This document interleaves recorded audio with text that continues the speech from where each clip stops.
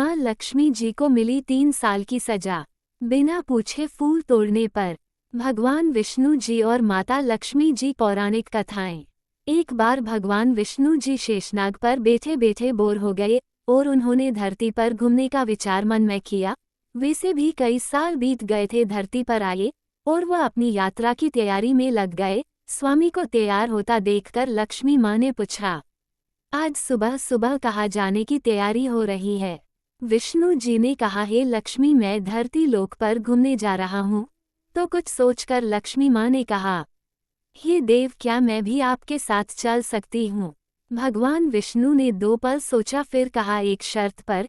तुम मेरे साथ चल सकती हो। तुम धरती पर पहुंचकर उत्तर दिशा की ओर बिल्कुल मत देखना। इसके साथ ही माता लक्ष्मी ने हाँ कह के अपनी मनवा ली। और सुबह सुबह माँ लक्ष्मी और भगवान विष्णु धरती पर पहुंच गए। अभी सूर्य देवता निकल रहे थे। रात बरसात होकर हटी थी। चारों ओर हरियाली ही हरियाली थी। उस समय चारों ओर बहुत शांति थी और धरती बहुत ही सुंदर दिख रही थी। और माँ लक्ष्मी मंत्रमुग्ध होकर धरती को देख रही थी और भूल गई कि पति को क्या वचन देकर आई है। और चारों ओर देखती हुई कब उत्तर दिशा की ओर देखने लगी पता ही नहीं चला। उत्तर दिशा में माँ लक्ष्मी को एक बहुत ही सुंदर बगीचा नजर आया और उस तरफ से भीनी भीनी खुशबू आ रही थी और बहुत ही सुंदर सुंदर फूल खिले थे। यह एक फूलों का खेत था और माँ लक्ष्मी बिना सोचे समझे उस खेत में गई और एक सुंदर सा फूल तोड़ लाई। लेकिन ये क्या, जब माँ लक्ष्मी भगवान विष्णु के पास वापस आई तो भगवान विष्णु की आंखों में आंसू थे और भगवान विष्णु ने माँ लक्ष्मी को कहा कि कभी भी किसी से बिना पूछे उसका कुछ भी नहीं लेना चाहिए और साथ ही अपना वचन भी याद दिलाया। माँ लक्ष्मी को अपनी भूल का पता चला तो उन्होंने भगवान विष्णु से इस भूल की माफ़ी मांगी। तो भगवान विष्णु ने कहा कि जो तुमने जो भूल की है उसकी सजा तो तुम्हें जरूर मिलेगी। जिस माली के खेत से तुम नए बिना पूछे फूल तोड़ा है, यह एक प्रकार की चोरी है। इसलिए अब तुम 3 साल तक माली के घर नौकर बनकर रहो। उसके बाद मैं तुम्हें बैकुंठ में वापस बुलाऊंगा। माँ लक्ष्मी ने चुपचाप सर झुकाकर हाँ कर दी। आजकल की लक्ष्मी थोड़ी थी और माँ लक्ष्मी एक गरीब औरत का रूप धारण करके उस खेत के मालिक के घर गई। घर क्या, एक झोपड़ा था और मालिक का नाम माधव था। माधव की बीबी, 2 बेटे और 3 बेटियां थी। सभी उस छोटे से खेत में काम करके किसी तरह से गुजारा करते थे।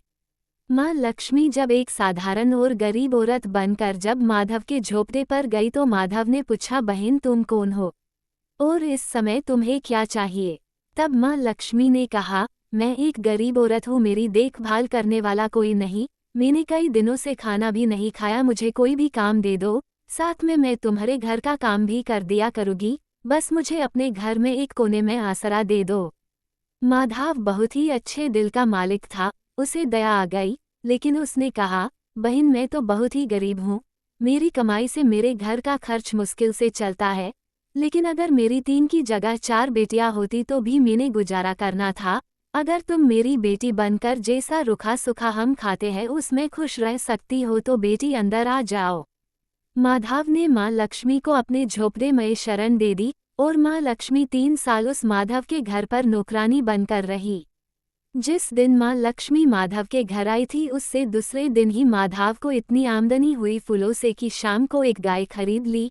फिर धीरे धीरे माधव ने काफ़ी ज़मीन खरीद ली और सब ने अच्छे अच्छे कपड़े भी बनवा लिए और फिर एक बड़ा पक्का घर भी बनवा लिया। बेटियों और बीबी ने गहने भी बनवा लिए और अब मकान भी बहुत बड़ा बनवा लिया था। माधव हमेशा सोचता था कि मुझे ये सब इस महिला के आने के बाद मिला है। इस बेटी के रूप में मेरी किस्मत आ गई है मेरी। और अब 2-5 साल बीत गए थे, लेकिन माँ लक्ष्मी अब भी घर में और खेत में काम करती थी। एक दिन माधव जब अपने खेतों से काम खत्म करके घर आया तो उसने अपने घर के सामने द्वार पर एक देवी स्वरूप गहनों से लदी एक औरत को देखा। ध्यान से देखकर पहचान गया, अरे ये तो मेरी मुँह बोली चौथी बेटी यानी वही औरत है। और पहचान गया कि यह तो माँ लक्ष्मी है। अब तक माधव का पूरा परिवार बाहर आ गया था और सब हैरान होकर माँ लक्ष्मी को देख रहे थे। माधव बोला, है माँ हमें माफ़ कर, हमने तेरे से अनजाने में ही घर और खेत में काम करवाया है माँ, ये कैसा अपराध हो गया है माँ, हम सबको माफ़ कर दे। अब माँ लक्ष्मी मुस्कुराए और बोली, है माधव तुम बहुत ही अच्छे और दयालु व्यक्ति हो। तुमने मुझे अपनी बेटी की तरह से रखा, अपने परिवार के सदस्य की तरह से। इसके बदले मैं तुम्हें वरदान देती हूँ कि तुम्हारे पास कभी भी खुशियों की और धन की कमी नहीं रहेगी। तुम्हें सारे सुख मिलेंगे जिसके तुम हकदार हो। और फिर माँ अपने स्वामी के दोबारा भेजे रथ में बैठकर बैकुंठ चली गई।